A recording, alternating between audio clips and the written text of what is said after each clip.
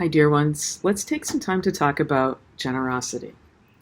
Now, there are lots of great practices of generosity, and fiscal generosity is one of those that leads, and that tends to dominate the conversation in our larger culture about how to be generous. It's great if you can participate in that, and that's a good part of your life. But the same reasons that people don't give are also, in terms of finances, are also the same reasons people don't give emotionally and spiritually in care for one another and for this planet. And that is the sense of not having enough. So very often the first practice in generosity is to actually tend our own spirits and hearts and bodies, our own minds, our whole being. Because we've allowed ourselves, or we've had it taken from us, or we've been serving in really intense situations that do drain our energy completely. So the first practice becomes one that you might call self-care. It's the generosity of giving ourselves what we actually need to thrive. Some way to move our body that feels great.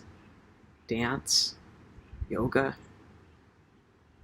aerobics, something that works for you.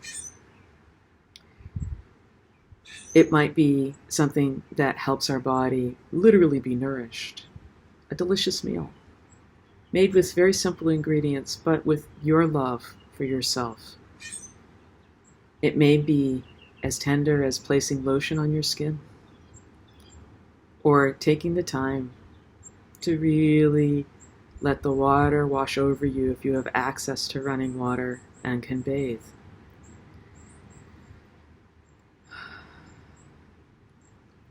When you sigh out those pains, and you can start to feel yourself becoming juicy and relaxed, and your sense of well-being coming back to you, then we have enoughness to practice generosity. And that generosity might look like not snapping at someone else, or taking our anger and not having to express it in a rant, but gathering that energy and tending it towards how we might help. Advocating for people or advocating for the planet. Putting our hands in soil in community gardens, well masked and taking proper precautions. Caring for one another in little ways and in big ones. The heart of generosity leads us back to the heart of reverence and wanting to create this life of dignity and well-being for all beings.